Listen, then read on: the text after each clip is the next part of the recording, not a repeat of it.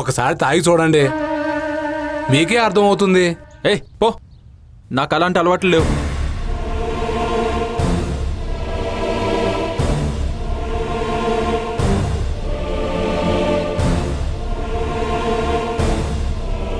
బావా వెళ్దామా?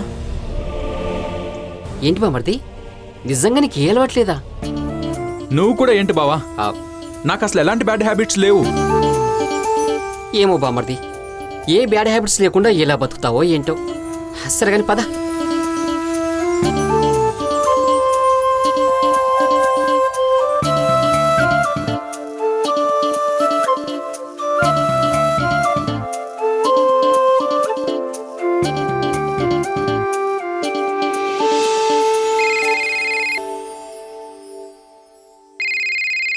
చెప్పండి శాస్త్రి గారు.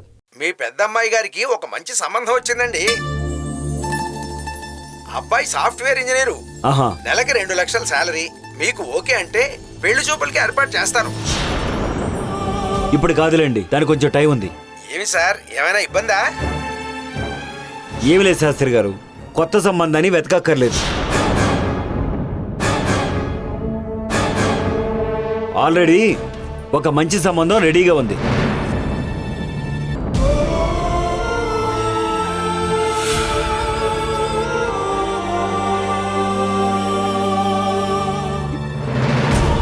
ముహూర్తాలు పెట్టడానికి మిమ్మల్ని పిలుస్తాను. చాలా సంతోషం అండి చక్రవర్తి గారు. మీ ఫోన్ కోసం ఎదురు చూస్తూ ఉంటాను. మంచిది.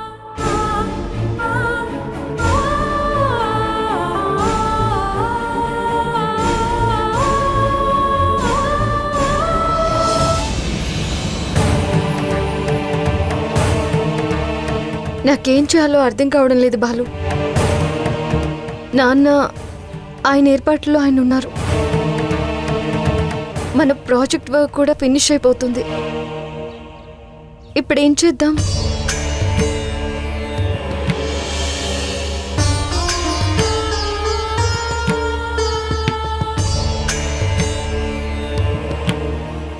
బాధపడకు చేయలు. బ్రతుకులో కష్టం ఉంటే భరించొచ్చు గాని బ్రతికి కష్టమే పోకూడదు కదా. భయంగా ఉంది బాలు, నువ్వెక్కడ దూరం అయిపోతావోనని.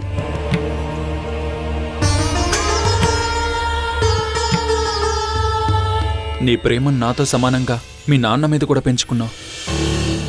అందుకే ఆయనకు దూరం అవ్వలేకపోతున్నావు, నన్ను దూరం చేసుకోలేకపోతున్నావు. కానీ నేను మాత్రం అమ్మాయి ప్రేమను దక్కించుకున్నంత ఈజీగా వాళ్ళ తండ్రి ప్రేమను గెలవలేకపోతున్నాను. అయినా నీకు మాటిచ్చాను కదా శైలు, మీ నాన్నను ఒప్పించి నిన్ను తీసుకెళ్తానని. చూద్దాం నా మాట గెలుస్తుందో ఆయన పంతం గెలుస్తుందో.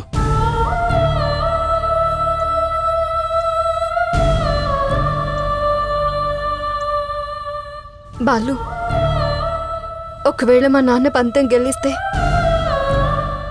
నీ మీద ఆయన గెలిచాను అన్న సంతోషం కంటే కన్న కూతురి జీవితం నాశనం అయిపోతుంది అన్న బాధే జీవితాంతం బాధ పెడుతుంది ఆయన్ని. అదే నువ్వు గెలిస్తే అల్లుడి మీద ఓడిపోయానే అన్న బాధ కంటే కూతురి జీవితం సంతోషంగా ఉన్నందుకు ఆయన బతికినంత కాలం సంతోషంగా బతుకుతారు. నాకు మా నాన్న సంతోషమే ముఖ్యం. ఆయన హ్యాపీగా ఉండాలంటే నువ్వు గెలిచి తీరాలి. గెలుస్తున్నావంతే.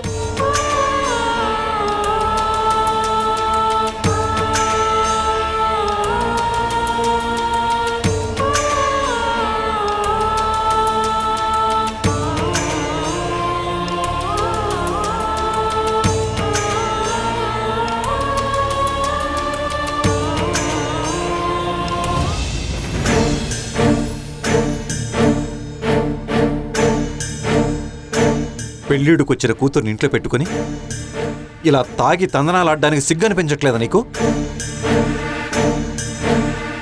నువ్వు నమ్ముకున్న భూమిని నమ్ముకుని ఇలా తాగి తగలబడితే ఆ బ్రతుకు కూడా సిగ్గుపడుతుందిరా. నువ్వు సంతోషాన్ని వెతుక్కోవాల్సింది ఈ సీసా మందులో కాదురా, గుప్పెడు మన్నులో. తల్లిదండ్రుల్ని మర్చిపోయినా తిరిగి ప్రేమిస్తారు, కానీ తిండి పెట్టిన ఈ భూమిని మర్చిపోతే పుట్టగతులు లేకుండా పోతావు. పో. పో.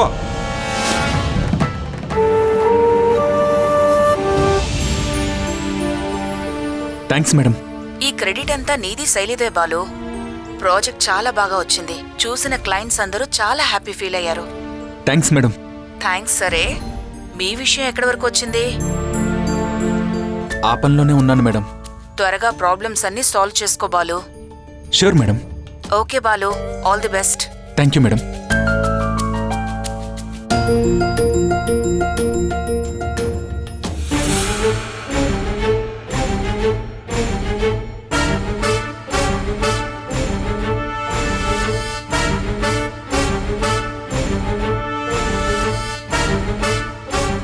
హలో. ఎందుకు రమ్మన్నారంటావు?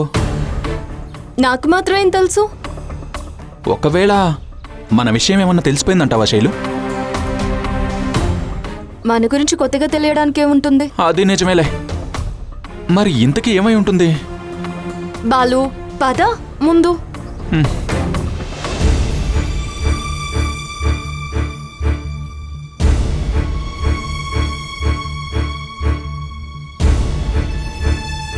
సార్, ఏమైంది? మీరు నాకు సహాయం చేయాలయ్యా. మేమా? అవునమ్మా. మొన్న మీరు రైతుల మీద, వ్యవసాయం మీద తీసిన ప్రాజెక్టు ఉంది కదా, అది మన ఊరిలో ప్రతి ఒక్కరూ చూసేలా చెయ్యాలి.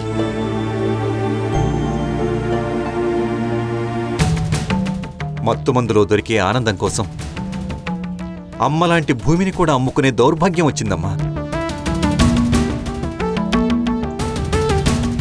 ఒకప్పుడు మనిషికి మాటకి విలువ ఉండేది. ఎప్పుడైతే నోటికి విలువ పెరిగిందో అప్పుడే మాటతో పాటు మనిషి కూడా చచ్చిపోయాడమ్మా. చనిపోతున్న ఆ మనిషిని బతికించుకోవాల్సిన బాధ్యత మన మీదే ఉంది. మీరు ఏ ఉద్దేశంతో ఈ ప్రాజెక్ట్ స్టార్ట్ చేశారో ఆ మార్పు మన ఊరు నుంచే మొదలవ్వాలి. అందుకే ఆ వీడియో ప్రతి ఒక్కరూ చూడాలి.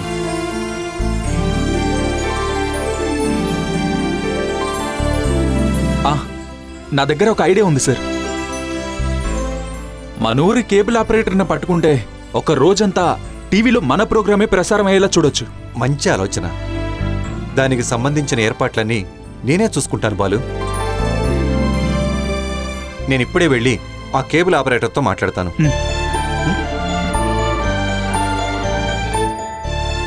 మన ప్రాజెక్ట్ విషయంలో ఎంతవరకు సక్సెస్ అయ్యామో ఇక్కడ నుంచే రిజల్ట్ స్టార్ట్ అవుతుంది బాలు. నిజమే శైలు. సరే, పద వెళ్దాం.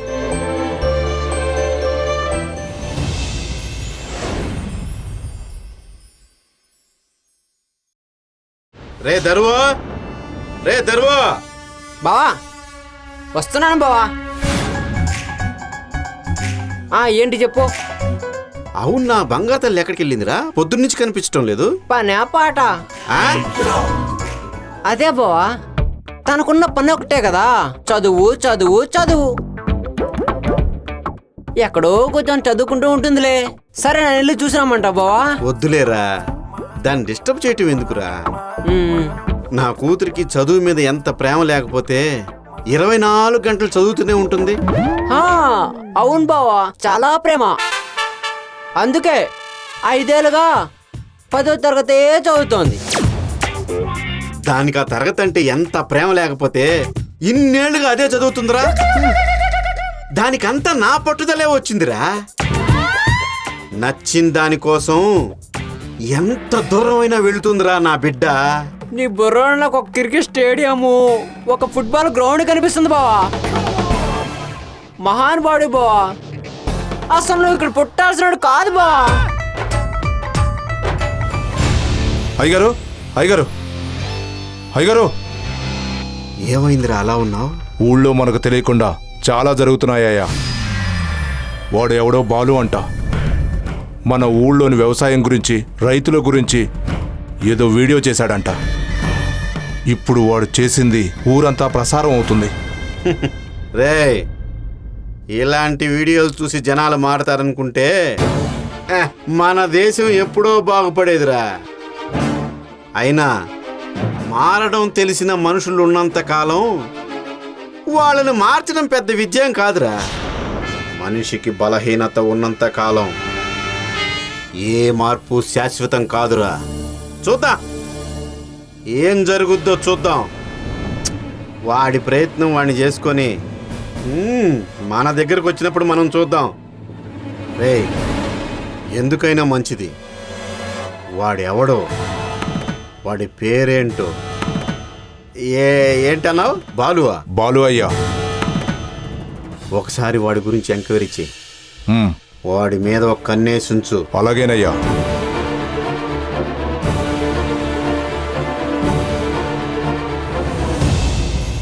ఏంటి మీరనేది?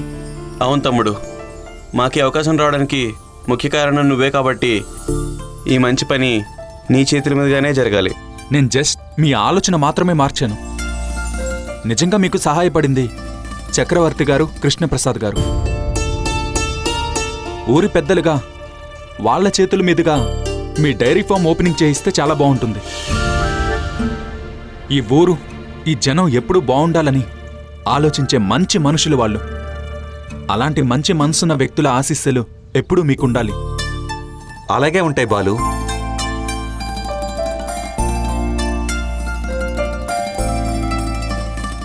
మంచి పనికి మా ఆశీస్సులు ఎప్పుడూ ఉంటాయి. సార్ మీరా? బాగుందయ్యా. నీ ఆలోచనే కాదు, పెద్దల పట్ల నీకున్న గౌరవం కూడా నాకు బాగా నచ్చింది. ఏం తాతబ్బాయ్, డైరీ ఫామ్కి అన్ని ఏర్పాట్లు పూర్తయినట్లేనా? దాని గురించే మాట్లాడుకుంటున్నాను సార్. ఫామ్కి ఎవరి పేరు పెడదామా అనుకుంటుంటే తమ్ముడు మీ పేరు, చక్రవర్తి గారి పేరు సజెస్ట్ చేశాడు. ఒక రకంగా మీ ఆలోచన ముందుకు వెళ్ళడానికి కారణం మా చక్రవర్తి. వాడే లేకపోతే ఈరోజు ఇదంతా జరిగేదే కాదు. కాబట్టి మీ డైరీ ఫామ్కి నా స్నేహితుడి పేరుంటే నాకో సంతోషమే. ఊరందరికీ ఇన్విటేషన్ కూడా రెడీ చేశాం సార్. మంచి రోజు చూసి ఓపెనింగ్ పెట్టుకోవడమే. జాగ్రత్తగా చేసుకోండి, మన ఊరి పేరు నిలబెట్టాలి. అలాగే సార్. ఆ భూపతి వల్ల వీళ్ళకి ఎలాంటి ప్రాబ్లం రాకుండా ఉంటే చాలు. వాడు సొంతం చేసుకోవాలనుకున్న స్థలంలో వీళ్ళు డైరీ ఫామ్ పెట్టుకున్నారు. ఏం జరుగుతుందో ఏమో.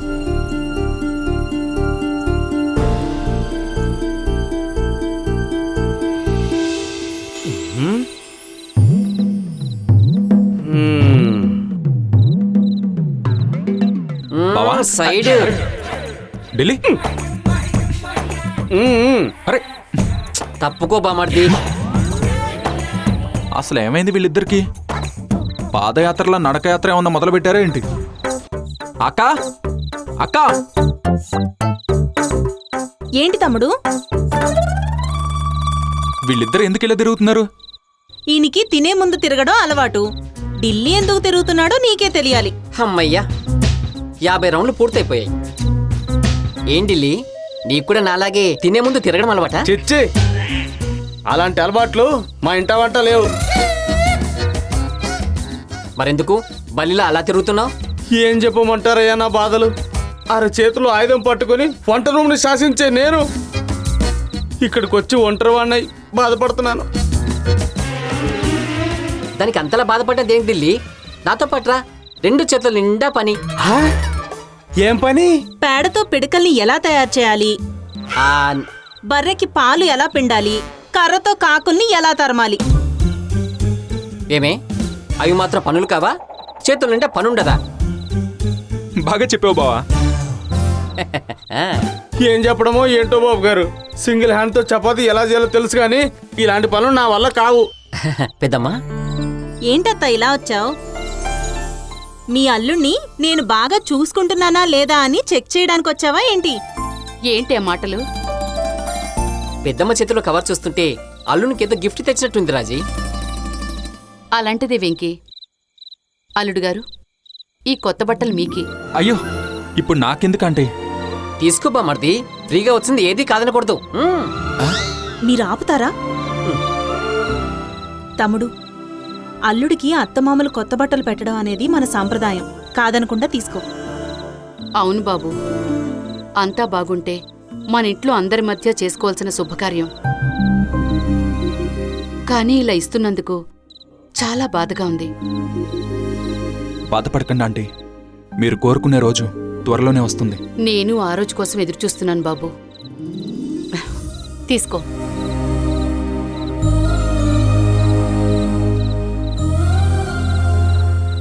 ఏంటత్తా, అల్లుడికి కొత్త బట్టలతోనే సరిపెడుతున్నావా లేక పండక్కి పిండి వంటలు ఏమైనా చేసి పెడుతున్నావా? పిండి వంటలా? మంచి ఐడియా అమ్మగారు. నాకు చెయ్యి ఖాళీగా ఉండి ఏమీ తోచట్లేదు. మీరు అంటే వంటలు మొదలు పెడదాం అంతే. దానికి ఇంకా టైం ఉందిలే. ఈ కార్తీక మాసంలో అందరం కలిసి వనభోజనానికి వెళ్తాం కదా, అక్కడ చూపిద్దు గాని నీ పనితనం మొత్తం. అలాగే అమ్మగారు. సరే సరే, ఆయన వచ్చే టైం అయింది, నేను వెళ్ళొస్తాను.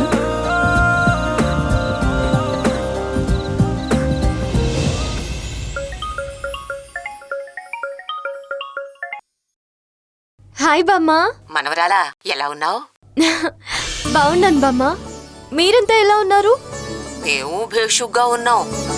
మనవరాలా, ఏంటి బామ్మా? రేపటి నుంచి కార్తీక మాసం మొదలవుతుంది.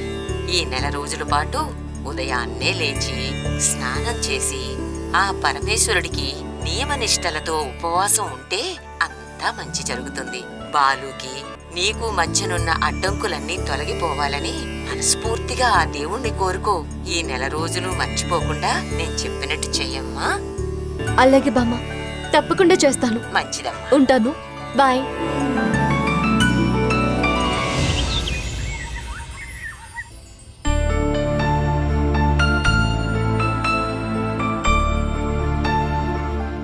ఇంత పొద్దున్నే చన్నీళ్లలో నదీ స్నానం అవసరమా శైలు? బామ్మంటే పాతకాలం మనిషి ఏవేవో చెప్తుంది. అవన్నీ పాటిస్తే నీ పని అంతే. ఈ ఉపవాసాలు, నదీ స్నానాలు ఇవన్నీ అవసరమా? మన ప్రేమ కంటే ఎక్కువేం కాదు కదా. మన మధ్య దూరం తగ్గించే పని ఎంత కష్టమైనా సరే అది నాకు చాలా ఇష్టం బాలు.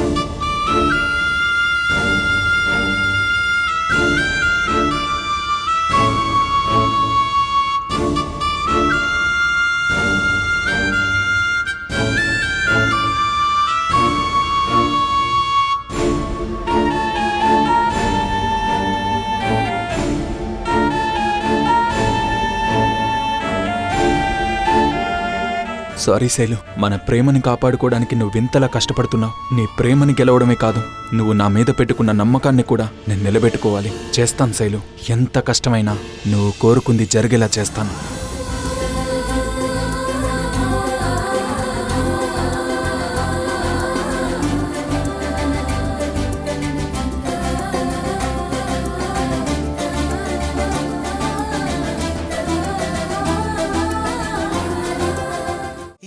చిలిపి కళ్ళలోన కలవు, ఏ చిగురు గుండెలోన లయవు.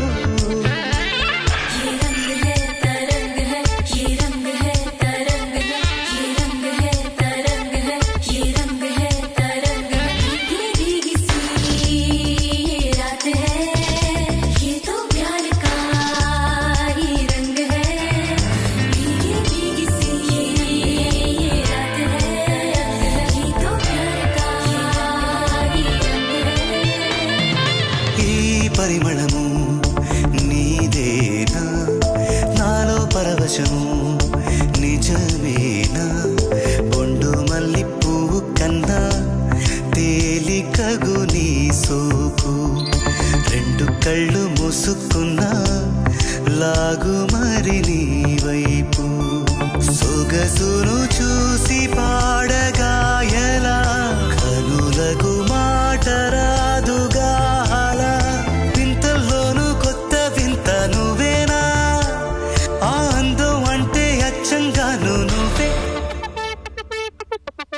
ఏ చిలిపి కళ్ళలోన కలవు, ఏ చిగురు గుండెలోన లయవు. ఏ చిలిపి కళ్ళలోన కలవు, ఏ చిగురు గుండెలోన.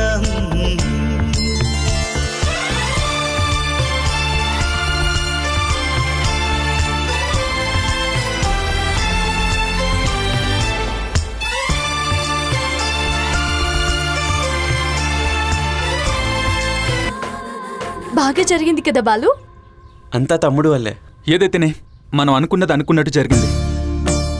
ఈ ప్రయత్నానికి ప్రతిఫలం మీ కష్టంలోనే ఉంటుంది. అందరూ మీ మీద పెట్టుకున్న నమ్మకాన్ని మీరు ఖచ్చితంగా నిలబెట్టుకోవాలి. తప్పకుండా. ఏరా పండబ్బాయి తాతబ్బాయి, మొత్తానికి మన సర్పంచ్ గారు లేకుండానే ఓపెనింగ్ చేసేసారుగా. చాలా ఎదిగిపోయారా మీరు. లేదు రాజుబాబు, మేమిద్దరే స్వయంగా సర్పంచ్ గారింటికి వెళ్ళి కార్డు ఇచ్చి మరీ ఓపెనింగ్కి పిలిచాం. ఎంతసేపటికి రాకపోయేసరికి ఏదైనా పనిలో బిజీగా ఉన్నారేమో అనుకున్నాం. అనుకుంటారా? అనుకుంటారు. కొత్త పరిచయాలు కదా, కొత్త మనుషులు పక్కన ఉండేసరికి ఏమైనా అనుకుంటారా మీరు. దేవుళ్ళ లాంటి సర్పంచ్ గారి పేరు డైరీ ఫామ్కి పెట్టనప్పుడే అనిపించిందిరా మీరు చాలా ఎదిగిపోయారని. హలో బాస్, ఏం మాట్లాడుతున్నారు? మంచి చేసే వాళ్ళు ఎప్పుడు మంచి పనులకి ముందుంటారు. ఇలా ఉపన్యాసాలు ఇవ్వరు. ఏయ్, ఇది మా ఊరికి సంబంధించిన విషయం, మధ్యలో నువ్వు రావద్దు. ఏం చేస్తావు? బాలు బాలు, ముందు నువ్వు కూర్చో. చూస్తున్నాను రా, ఊళ్ళో ఏదేదో చేస్తున్నావంట. చూస్తున్నా. నేనేం చేయాలో నాకు తెలుసు. ముందు తమరిక్కడి నుంచి బయలుదేరండి. వెళ్తా. రే తాతబ్బాయి పండబ్బాయి, మీరు చేసిన పని మన సర్పంచ్ గారిని అవమానించినట్టే. మీరు బతకాల్సింది ఉండాల్సింది ఈ ఊళ్ళోనే. కొంచెం ఆలోచించి నిర్ణయాలు తీసుకుంటే చాలా మంచిది. మీ ఊళ్ళో క్రాక్ గాళ్ళు ఎక్కువ అనుకుంటా కదా. అయినా వాడి గురించి మనకెందుకు బాలు?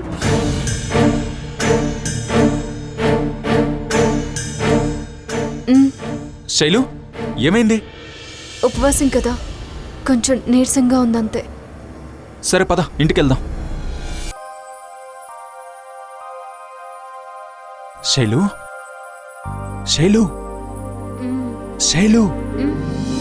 లే.